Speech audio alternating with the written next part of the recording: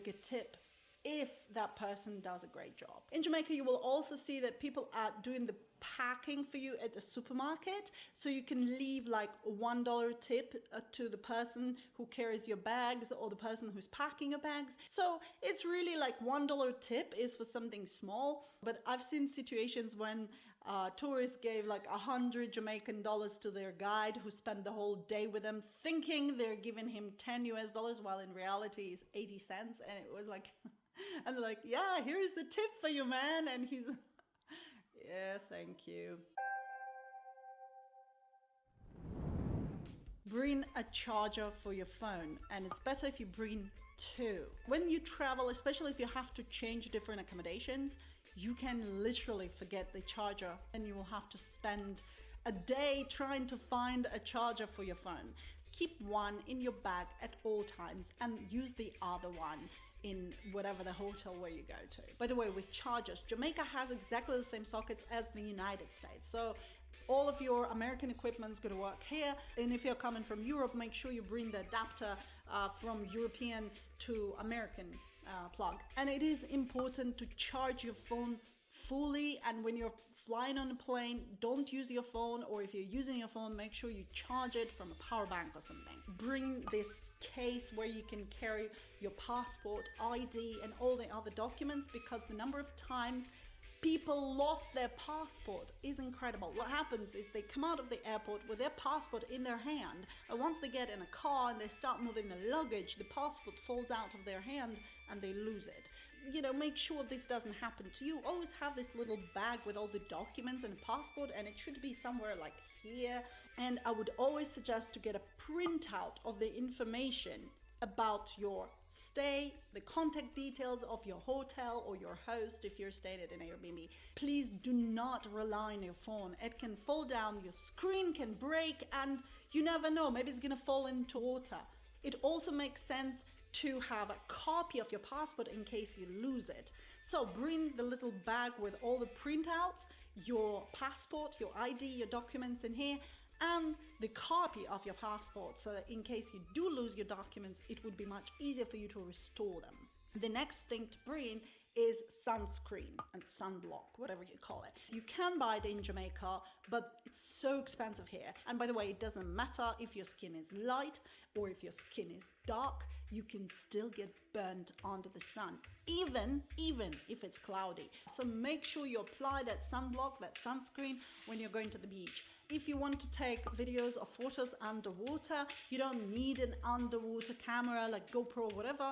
Just bring an underwater case and pack your phone in there. People do ask me what kind of clothes they should pack for Jamaica. It's summer all year round, so definitely you need summer clothes. Unless you're staying in the mountains, it can get a bit chilly in the evenings. But judging from experience, most tourists who come to Jamaica, they don't actually go to the mountains. They stay by the, coastline, and at the coastline, it's never cold. So I would say the things you definitely need to bring are flip-flops or whatever, like comfortable shoes that are easy to put on, take off. And the other thing is sea shoes, are the ones that you can use on waterfalls or even on some, rocky parts of the beach. Or it's better to buy them in Jamaica because they are not very expensive here. They're somewhere under 10 US dollars per pair, and you can get them in a pharmacy. If you are a smoker, meaning you smoke cigarettes. In Jamaica, the local cigarettes called Craven, and they cost around $8-9 US dollars per pack, while Marlboro would be $12 US dollars. It's not that easy to find cigarettes in Jamaica. It's not that they're sold everywhere. So if you're a smoker, you might want to bring cigarettes with you, or especially if you smoke some special brand, it's not like you're gonna find it in Jamaica, so just bring it with you. Now, for those who snorkel, bring mask and fins if you're serious about snorkeling and you want to do it a lot. However, if you're coming for like 2 or 3 days, and especially if you're staying in a resort, you can get snorkeling gear there for free. It's only if you're not staying at a resort or if you want to go snorkeling in some special place. Like at our Airbnb place, we charge 10 US dollars per snorkeling set. That's the mask and fins per day. But on certain places, they would charge $10 per hour, like if you go into a beach and you want to rent a set there. So if you're coming for a longer stay and you do enjoy snorkeling a lot, so it's better to bring your own snorkeling set. But if it's only for a few days and you want to rent it once, then it obviously doesn't make sense carrying the heavy stuff with you in a bag. When is the best time to come to Jamaica? The short answer is all year around. I have a separate video dedicated to this particular question. It's called Best Time to Come to Jamaica, Seasons, Hurricanes, and it all explains how this works, what rainy season really means, because it's not exactly the same as in other tropical countries. Please check out this video. It covers all the information. A more important thing to keep in mind is the actual location. I will be making a destination guide showing like the best itinerary you can plan and like how you can move around Jamaica. So don't forget to subscribe if you don't want to miss that part.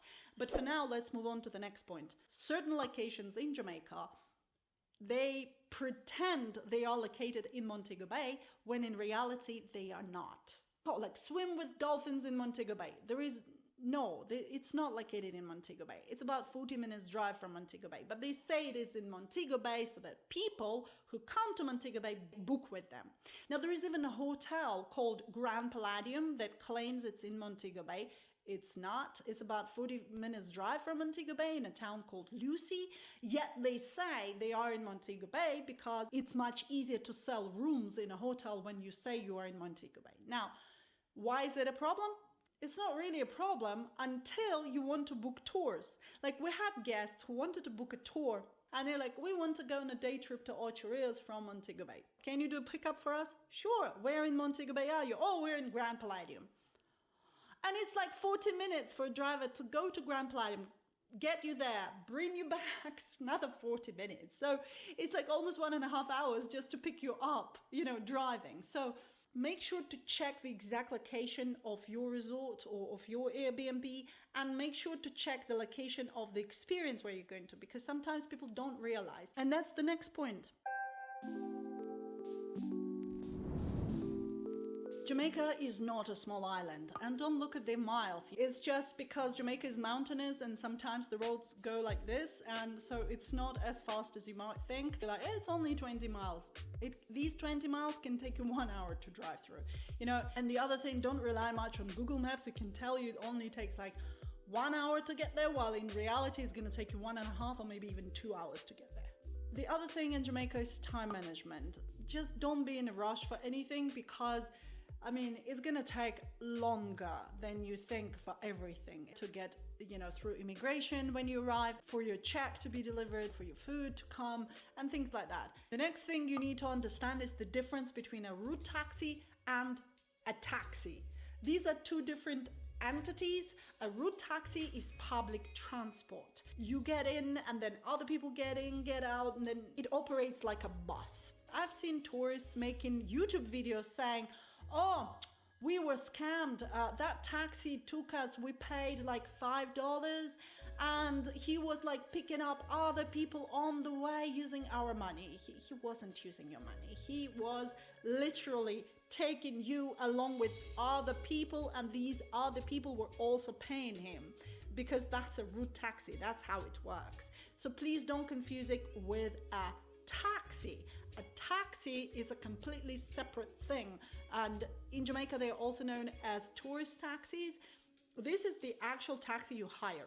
Now, this situation with how to use public transport in Jamaica compared to using a taxi is explained in my video called Traveling on a Budget in Jamaica, like getting around in Jamaica. So please make sure to watch it. I will leave the link for it in the description as well. The best thing to do with taxis in Jamaica is to arrange a driver in advance. So just have his number on WhatsApp. Just give it a little more time, at least a few hours in advance, or it's better to book a driver a day in advance. And that way you will make sure you have someone to take you to the attraction site or to your restaurant or to shopping, whatever you want. One of the cheapest ways to travel around Jamaica, like to get around Jamaica, is by driving. Just renting a car and driving around Jamaica. I get a lot of questions. Can I rent a scooter? Do not rent scooters in Jamaica. Scooters are not a thing here. Bikes, kind of only like in rural areas or in smaller towns or in Kingston. But in Montego Bay area, bikes, no. So if you want to rent a transport, rent a car. I have a video talking about driving in Jamaica, everything you need to know about renting a car in Jamaica. So please watch that video and so that you know what to expect. Safety. This is probably one of the most common topics that I get a lot of questions about. Do not leave your items unattended. Kind of obvious, but people do that. They would go to a beach and they would leave their phone and go for a swim. And then they get surprised that someone has taken their phone. Of course people would take your phone. Why wouldn't they? They just walk around, there's a phone.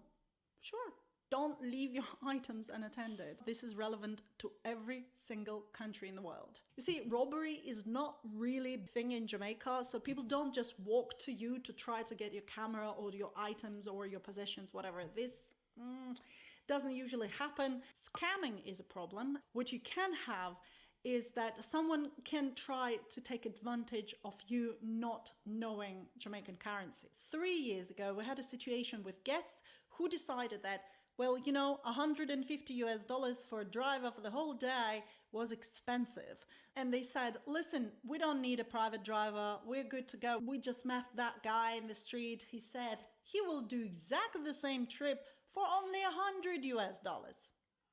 What he did, he took them to a completely different place. Then he took them to the shopping mall where he got little interest from the souvenirs they bought. Then he took them to the locations that really popular tourist attractions where he gets a percentage from the entrance fees. And then he brought them back and he charged them 40,000 Jamaican dollars. Now, at that time, they didn't realize that 40,000 Jamaican dollars was actually over $300. He basically took the advantage of the fact that they didn't realize how much it was in Jamaican dollars compared to the US dollars. And they said, well, we don't have that much. So he took them to an ATM, so they withdrew the money and gave it to him. In order to make sure this doesn't happen to you and nobody takes advantage of you, do not use unlicensed drivers. Just be careful not to become that kind of person who's trying to save up and ends up paying double price, because that's sometimes what happens. Again, just to make sure this doesn't happen, arrange a driver in advance, get the price set in advance, and make sure you don't get the extra service without knowing how much you'd have to pay for that extra service.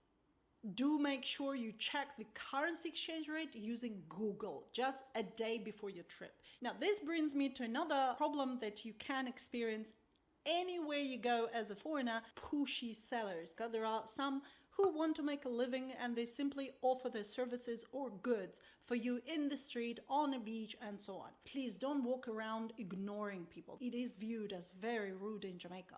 So if you're walking around and somebody comes to you and starts offering their goods or services, just turn around and say no thank you or yes please, but don't just, pretend as if you don't hear them. And I know that tourists do that not because they're rude, but rather because they read somewhere that they should do this. You don't. Just talk to people nicely. If somebody says hello to you, just say hello in return. It's kind of a natural thing in Jamaica. When you walk along the street, people can greet you. This is not because they want something from you. This is just a cultural thing. It's okay to talk to people in the street. I know that in certain countries this is not so people freak out that people are talking to them in the street. Why are they talking to me? It's okay. Just say hello in return and just, that's it. Now, the other tip is about dealing with catcalling. If you're a woman, especially if you're traveling alone and you walk along the street, you would hear a lot of men, well, maybe not